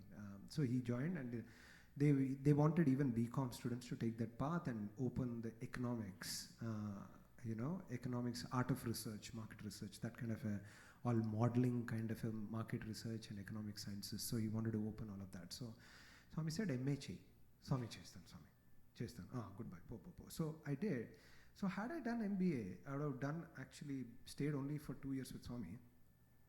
But actually because I dropped Swami, and then, to be fair, I actually dropped him, and then he dropped me, threw me out of the pit. Struggled, etc. Because I did MA, I did 2 more years of MA, and then there was a 6 or 8 months waiting period time, grey period, when MPhil course was starting. So we started MPhil economics late. I ended up staying with Swami for 5 more years instead of 2 more years. That is Swami for you, right? Keep pursuing, but know where Swami's place is in your heart. Otherwise, he's going to teach you an interesting lesson, which will result in an amazing result, which in my case it was. I ended up spending 5 more years with Swami, and wonderful years with Swami. And then continued even MPhil economics, and today I'm doing exactly what I learned in those 5 years professionally. So I've done economics, and for last 18 to 19 years I've been doing market research. So it's all econometric modeling and market analysis, business analysis, exactly what I learned last 5 years. Swami has decided 19 years ago that's what I've been doing, maybe to this point as well. So we have to understand that when we go to those areas of proximity to Bhagwan and etc., we have to keep one thing clear, while keeping commitment and consistency in our hearts and to do what we want to do. Make sure the Swami's place is very, very top in your life. If you drop, you're going to have fun. That's for sure. But it's going to be a very, very interesting journey that way. So that is overall the Seva Marga that I wanted to talk about. And lastly, before I stop, I will tell you a wonderful incident that happened as to how, despite all this journey, whether you are showing commitment and consistency, you are building and taking your one thing that you love forward, and you are running with it and so strongly, you still need some invisible hand, right? Sometimes you need that invisible hand. So you're making mistakes, you're being mechanical, you keep Swami somewhere else, you drop it, somehow he still takes care of you because you're still keeping that commitment and consistency. Sometimes you need that invisible hand, right? So I think I'll just narrate that and then stop. This happened when the Ukraine refugee crisis started. So the Ukraine war, when it started, I was still in the UK. So the UK organization is very, very active in this part of things. So we do a lot of service in Romania, Moldova, which are very, very poor. Moldova is even poorer than Bihar, actually. It's very poor. It's pretty poor. So we every 3 months we send a lot of food there and so on and so forth from UK organizations. That's one of the biggest activities UK organization does. So when the war broke out, it became an even more impending factor that we helped them, because millions and thousands, if not millions, were coming into Romanian borders and Moldovan borders and so on and so forth. So we were sending a lot of trucks of foods. So my house was like a go down at that moment, because basically I was putting a lot of Instagram posts and so on and so forth. Hey, would you like to? And the way we did it was in kind. We were not collecting money. We were collecting non-perishable food. So your pasta cans, your cereal bars, oils, and etc., which even could be put in the back of bag and you run away. Basically, that's what they were doing. They were running. They needed some food to run with, and etc., and so on and so forth. So we had to give that non-perishable food. So my home was like a go-down, actually, with sleep bags and so on and so forth. I didn't know where to walk, and because it was filling up. As soon as it fills up, those who could not give in kind, they used to give 10 pounds, 20 pounds, something like that. Whenever it becomes 100 pounds, I used to go to Tesco, buy again all the food, put it in the house, and this was my routine for almost a month, because it takes quite a lot of time to fill at least 3 or 4 trucks if you're manually doing like that and you're not mass ordering some stuff and so on and so forth. So we were doing all of that, and at the same time, there was a colleague of mine who was in Germany, who's half Ukrainian, half Russian, who had cousins in Dnipro, Kiev, and etc., etc. So she was doing her own thing, and she saw my posts and etc. She pinged me on the office Teams chat, and she said, Sai, I saw you posting all of these things. Can you take a look at this link? I've been trying to help my cousin in Dnipro. Then I said, Irina, I'm pretty busy right now, because basically I'm trying to navigate in my own house with a lot of these things. I said, I'll come back to you. I'm sorry that I can't attend to this right now, etc. So I forgot about it. So the day came where even in Heathrow, we have a beautiful devotee who has a go down right next to the runway. So he actually made sure that he stored everything there. There was trucks going from there and so on and so forth. So the trucks, we filled everything. And that day, 2 of my colleagues put 200 pounds in my account, saying, Sai, please buy some stuff. I said, see, the trucks have just left. I'll put this money back onto your account, and you can take care of it. And next time when we do the service, I'll take it back. And then I'll buy stuff. And then they said, no, we trust you. You see it as fit because you do something every weekend, so on and so forth. I said, that's fine. Then I remember Irina pinged me a link. Yeah? I opened the link, and it's a GoFundMe.com link. And there is a beautiful story. So basically, 3 or 4 weeks before that, there was a huge bombing of a children's hospital in Dnipro. And a lot of children died and so on and so forth. But the hospital was still standing, but the electricity was gone. So this group, her cousin, her name is Sofia Chizova. She's based in Dnipro. I still work with her, by the way. So she was raising money to buy generators for the life-saving equipment to run in the hospitals. So the generator was costing 10,000 pounds, and she's been raising that money for almost a month, so on and so forth. And then I go and click the link and see, and she's been waiting. I see all the contributions, 5 pounds, 2 pounds, 3 pounds, 30 pounds, 40 pounds, something like that, and so on and so forth. Max. And then I look and scroll the total amount she has raised, and it's been stuck for 2 weeks at 9,800 pounds. Exactly at 9,800 pounds. And I exactly had the 200 pounds that she required. I click the thing and I check out, and it goes, and boom, the congratulations, everything, it comes there. And then Sophia and Irina calls me. I said, are you mad? How did you get the 200? I said, see, some of the colleagues contributed, because until then everybody was putting small money. Side note, UK is not as rich as you think. America is rich. But okay, that's the joke. But so that thing went very, very, very, very well.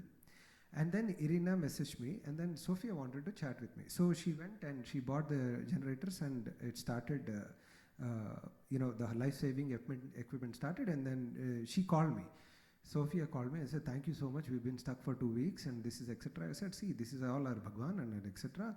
Show me your Bhagwan. So I showed Swami's photograph, and she actually took photographs of that, and she put in those hospitals as well.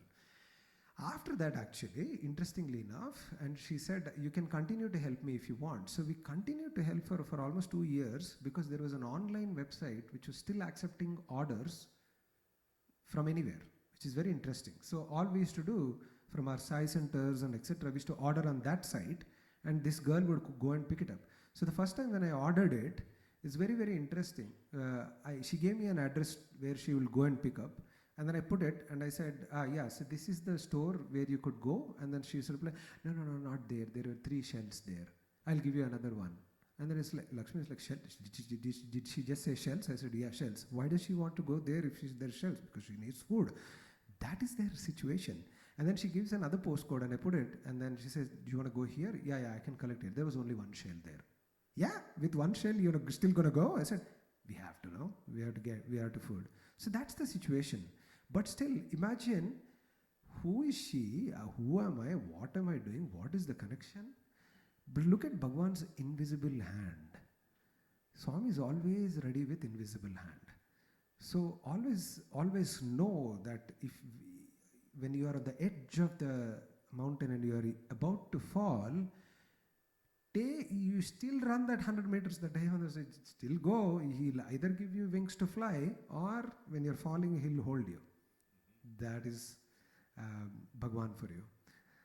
So I wanted to stop there for now, and then wrap up the whole thing. Today's a very, very beautiful day where it is important to take Swami's message. Swami's message, my life is my message. And interestingly enough, he's been saying this for his entire life. And Swami used to always say, in Puttaparthi, there are 3 kinds of devotees. There are one who think I am the body. They want the body. They want Swami's darshan, touching, and etc., so on and so forth. The second variety, they know that I am not the body, but they still want the body because they want the darshan and so on and so forth. The others, the third variety, they know I am not the body. They will go about doing their things. They will not even come for darshan also, because their yagnam is something else. And then we all looked at Swami and said, you don't decide which category you are. I will tell you where you are. So we have to all now are forced to be in that third category, where Swami's body is no more here. But we have one clear message that he said his life is his message. And if I wrap up Bhagwan's great mission into 4 things, I was thinking about it on my flight way back to here. Swami has created an institution of worship. Swami has created an institution of culture. Swami has created an institution of service with the art of science of service and seva. And Swami has created an institution of devotion. We don't segregate this in this manner, but if you carefully think, institution of worship, where are we all sitting? We are sitting in these beautiful Sai centers around the globe. This is not the only center. How many Sai centers are there? You don't even know, right? There are so many Sai centers. Imagine, no, one man sitting in Prashanti Nilayam had so much influence to have nearly 300 Sai centers in the US, more than that maybe. I don't know the number. Ravi brother should do more than that, right? Much more than that. And globally, it's probably more than in thousands and thousands of it, right? And Swami has created an institution of culture. So today, if you're saying Sairam here, somebody is going, Sairam, how are you? Sairam, I'm going to Hyderabad. Can you please take 2 Costco tablets to my mother? Yes, Sairam, definitely I will go. See, nice parcel system also. Swami has created such a beautiful community for all of us to help each other. So even if Uppu is over, you can ask somebody, hey, I don't have this, can you give? So imagine that unbelievable ecosystem that Swami has created for all of us, that we have bound to each other to do that. Swami has created an institution of literature. When I say Rama, what is the one book that comes into your mind? Ramayana. When I say Krishna, what is the one book thing? Gita. When I say Satya Sai Baba, what is the one book that comes in his mind? Swami has written 600 poems, 300 skits, 600 chinnakathas, 2000 plus discourses, 650 books himself, 16 vahinis. Which avatar has done that? My life is my message, right? He's been telling this all the time.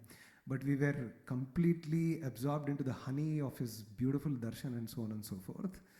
But it's imagine if you put I'm pretty sure there are a lot of very smart IT people here. If you create a Sai-AI ChatGPT and put everything that Swami has written, you could probably have Swami talking to us, right? I mean, that's the beautiful literature and amount of literature he has written. Institution of literature, institution of worship, institution of seva. Do we even talk? My entire speech was on seva. And imagine the seva wing that we have globally and the kinds of things that the Satsai organization does. Any disaster, Satsai organization is there. Any weekend, even a peanut butter bread jam is even packed every weekend. Right? From the smallest to smallest, biggest to super specialty hospitals, the stretch of seva is incredible. Right? And then Swami has also created an institution of community, right? So all of these. So if you think that Swami has created only higher medical sciences, higher institute of higher learning, music college, that actually mesmerize you, Swami students and etc., I'm telling you that is secondary. So what Swami has created globally in terms of institutions, worship, institutional literature, institute of culture, an institution and an organization. So if you see even within Prashanthanilayam, for example, I cannot stress this enough. You have Sri Sathya Sai Medical Sciences for Hospital. You have Sri Sathya Sai Institution of Higher Learning for Education. You have a governing body, Sri Sathya Sai Central Trust, to monitor everything. You have Sri Sathya Sai Media Center / Radio Site to magnify his message. Imagine that vision, no? Imagine that. If you see the kind of ecosystem Swami has created for 86 years, and he's been continuously saying only one thing: my life is my message. Now go back and write everything that I've said to you today in terms of institutions he has created. He was always ready to leave his body because his message is just incredible.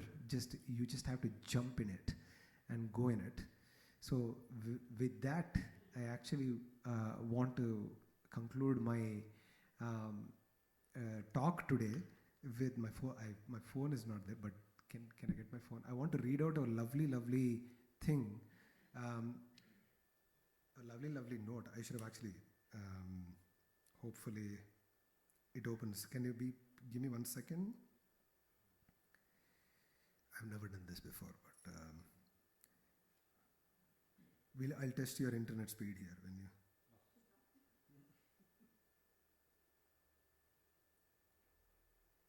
Okay, so, it's fast. It's amazing. Good. So I'll read this now. I wanted to finish this with this today, okay?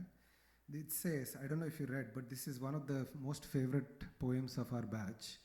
And this mesmerizing poem, actually, we sat together and read it many times as a batch and students. Swami says, when you said yes to me, you gave up the right to be like everyone else. That is why you draw experiences to yourself that will cleanse yourself of that which does not fit who you are.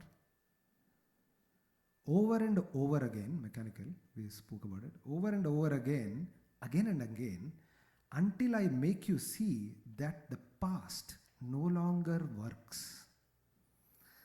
I challenge you and tempt you every day with your past so that you may see that the past is ultimate delusion. When you said yes to me, you gave me your body, your thoughts, your actions. When they don't suit the new you, the uncomfortableness is unbearable. It is so every time until you realize this fully. Then and only then you completely give up the desire. For this is the only way man will learn. Very seldom does he learn by quiet reminders. Man's desires and pitfalls are placed there so that I may do my work. When you give up totally, then the temptations will fade. I will never give up on you. Every slip will become harder it just became harder. So every slip will become harder to bear and less easy to remedy. You will tire of your foolishness because I love you, and this is the best part. He says, you will tire of your foolishness because I love you, and whether or not completely aware of it, you did say yes. We did say yes, isn't it? We did say yes. So we are His. The only way to go is with commitment and consistency. Keep running, because that's worked for me for a long time. I don't know how far I'll keep running, but I'll keep running. But keep running to Swami. Swami loves it. Swami will run to you. There is no other way to it. Jai Sai Ram.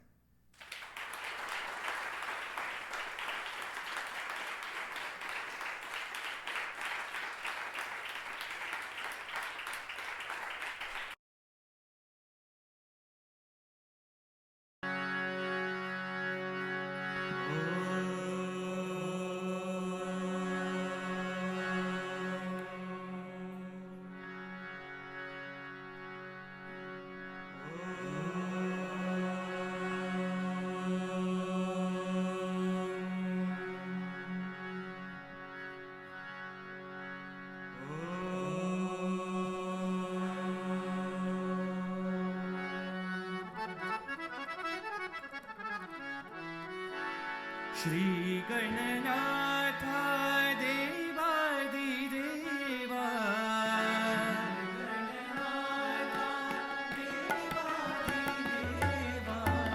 Shri Gananatha Devadideva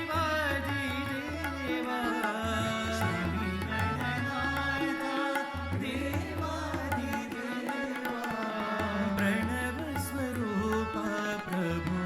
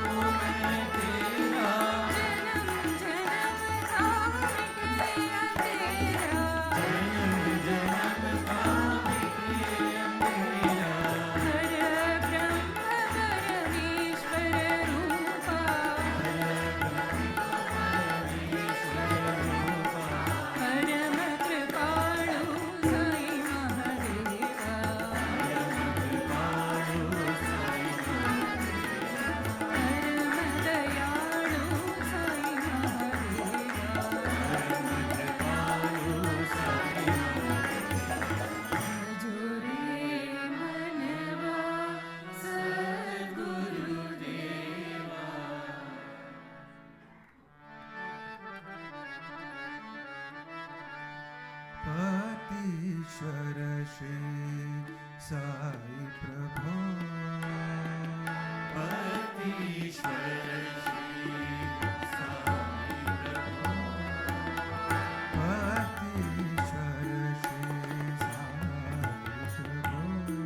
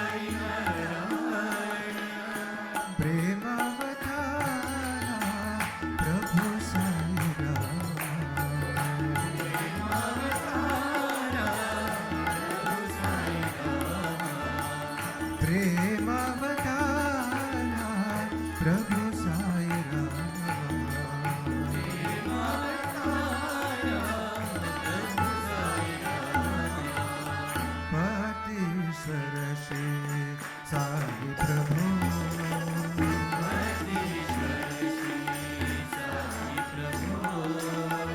Ishvara Manandana Sai Prabhu.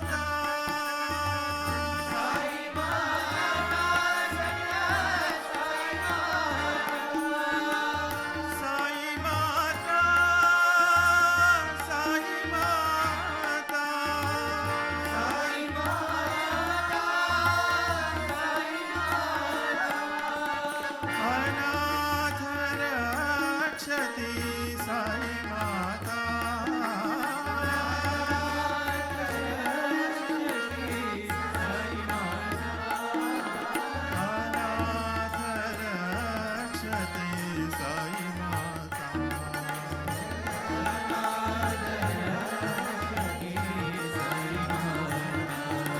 अनाथ रक्षति साई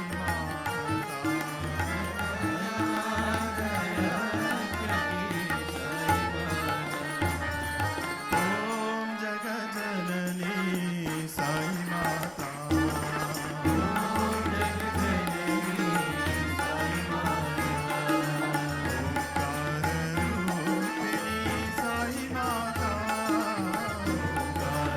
ओंकाररूपिणी साई माता ॐ जगज्जननी साई माता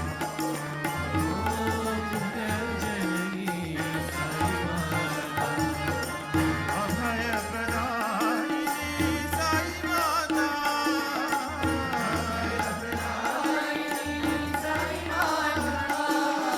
साई माता साई माता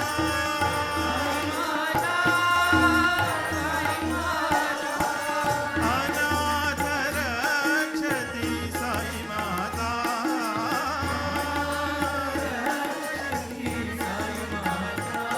हे अनाथ रक्षति साई माता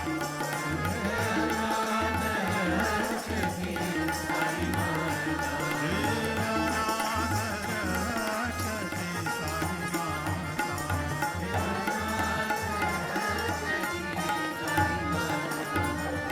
ॐ जगज्जननी साई माता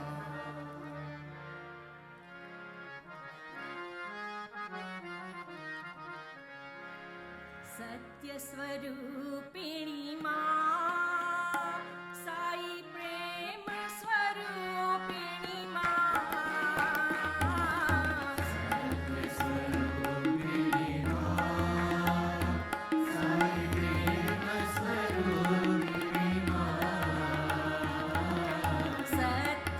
सत्यस्वरूपिणी मा साई प्रेम स्वरूपिणी मा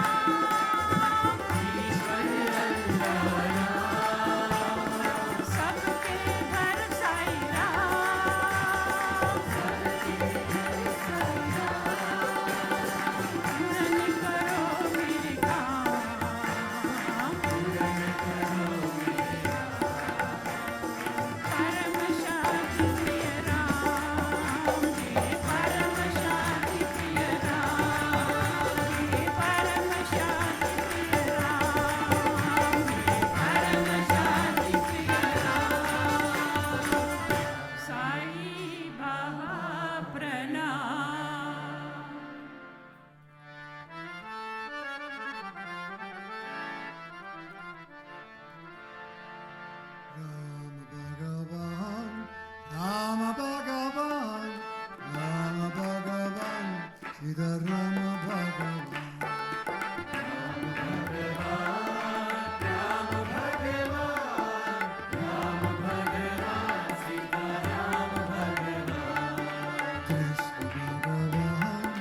Krishna Bhagavan, Krishna Bhagavan, Radhe Krishna Bhagavan.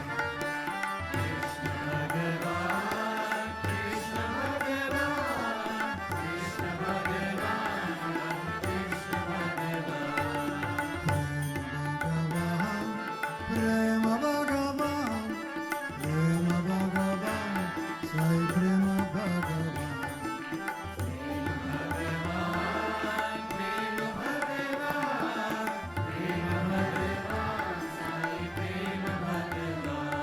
Hari Bhagavan, Hari Bhagavan, Hari Bhagavan, Hari Hara Bhagavan. Hari Bhagavan, Hari Bhagavan, Hari Bhagavan, Hari Hara Bhagavan. Hari Bhagavan, Hari Bhagavan, Hari Bhagavan, Hari Hara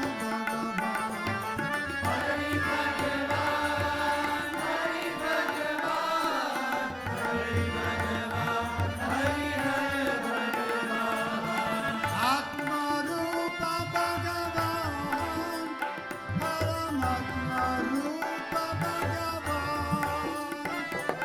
Atma Rupa Bhagavan,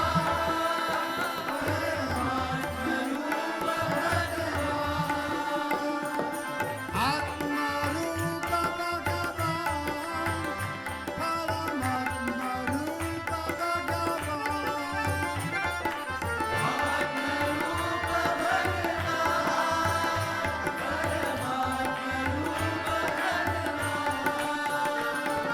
Shri Swarupa, Satya Swarupa, Brahma Rupa Bhagavan.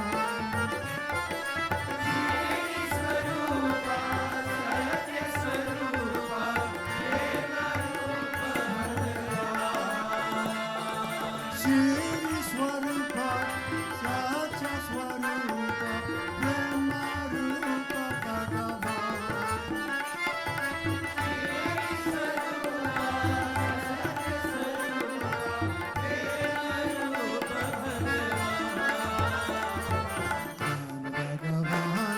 Rama Bhagavan, Rama Bhagavan,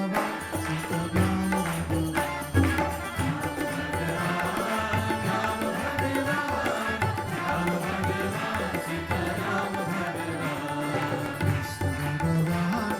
Krishna Bhagavan, Krishna Bhagavan,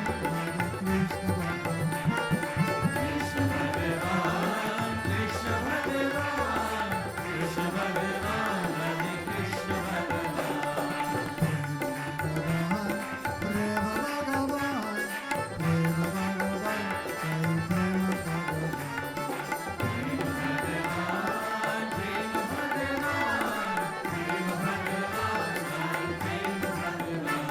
Hari Bhagavan, Hari Bhagavan, Hari Bhagavan, Hari Hara Bhagavan. Hari Bhagavan, Hari Bhagavan, Hari Bhagavan, Hari Hara Bhagavan. Atma Rupa Bhagavan, Paramatma Rupa Bhagavan. Atma Rupa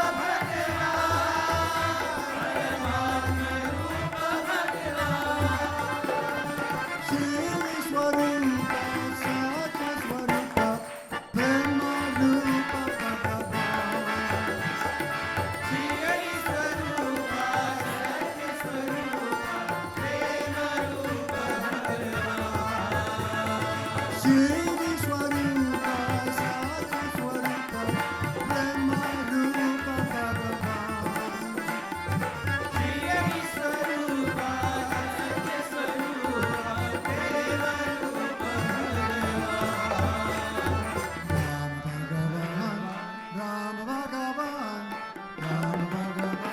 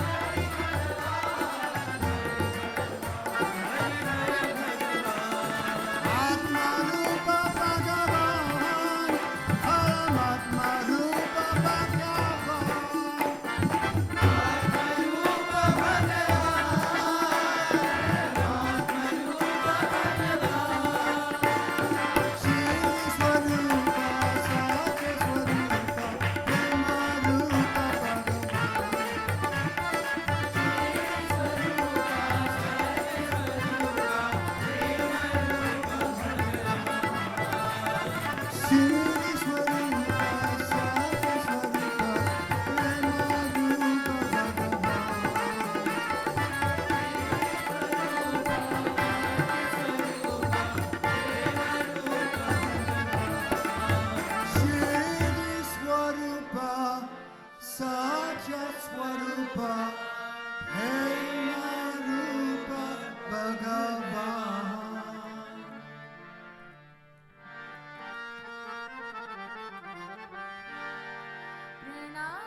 स्वीकार करो साई महादेवा।